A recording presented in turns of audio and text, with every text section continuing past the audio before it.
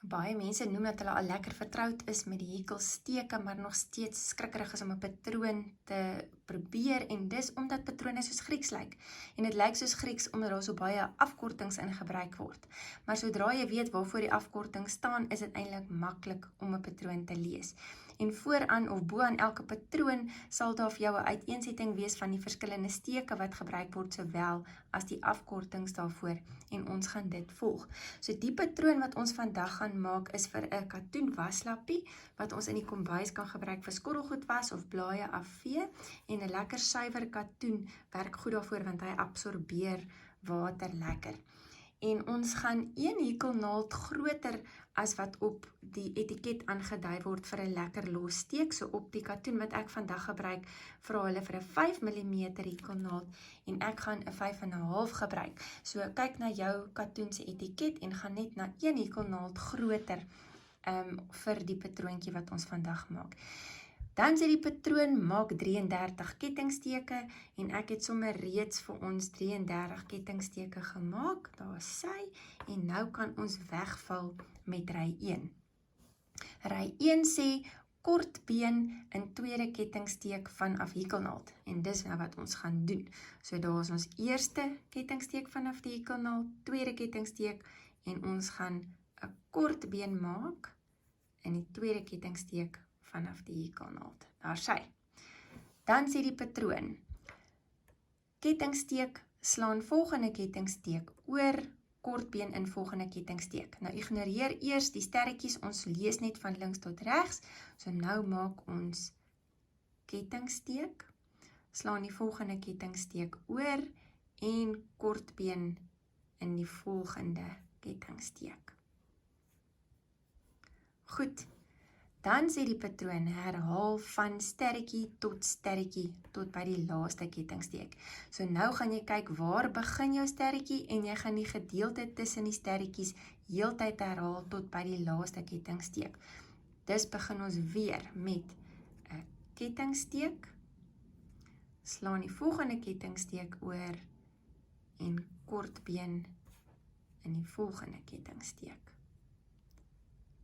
Kettingsteek, slaan die volgende kettingsteek oor en kortbeen in die volgende kettingsteek. So jy gaan nou aanhou daarmee tot aan die einde van jou ry kettingsteke en tot daar net een kettingsteekie oorbly.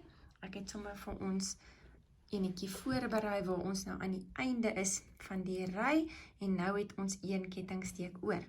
Kom ons kyk wat sê die patroon nou. Ons is by die laaste kettingsteek, nou maak ons 'n kortbeen in die laaste kettingsteek en dan gaan ons draai. So nou maak ons 'n kortbeen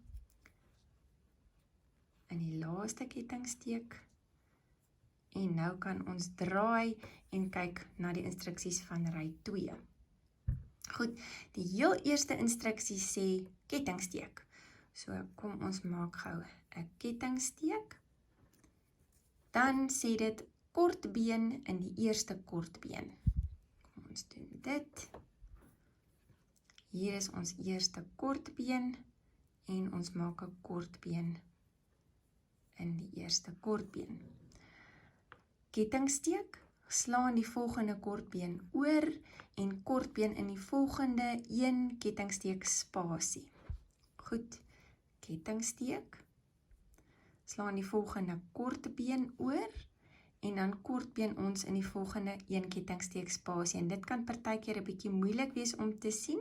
As jy van bo af kyk, gaan jy sien dis eintlik hierdie spasie waar ons nou 'n kortbeentjie gaan maak. Daar sy. En nou het ons weer 'n instruksie wat sê herhaal van sterretjie tot ons by die laaste kortbeen kom. Kom ons kyk wat's tussen die sterretjies. Kettingsteek, slaan volgende kortbeen oor, kortbeen in die volgende een kettingsteek spasie. So dit is wat ons nou die hele tyd gaan doen. Kettingsteek, slaan die volgende kortbeen oor en ons maak 'n kortbeen in die een kettingsteek spasie. Kettingsteek, slaan die kortbeen oor en maak 'n kettingsteek in die volgende kettingsteek spasie. En so hou jy dan nou aan tot aan die einde van die ry. En aan die einde van die ry gaan jy net 'n kortbeen maak in die laaste kortbeentjie en draai. En daarna gaan jy net ry 2 herhaal, totdat jou werk 'n vierkantjie vorm, en dan het jy jou eerste patroon voltooi, en 'n lekker katoen waslappie gemaak wat jy self in die kombuis kan gebruik, of vir 'n geskenkie kan weggee.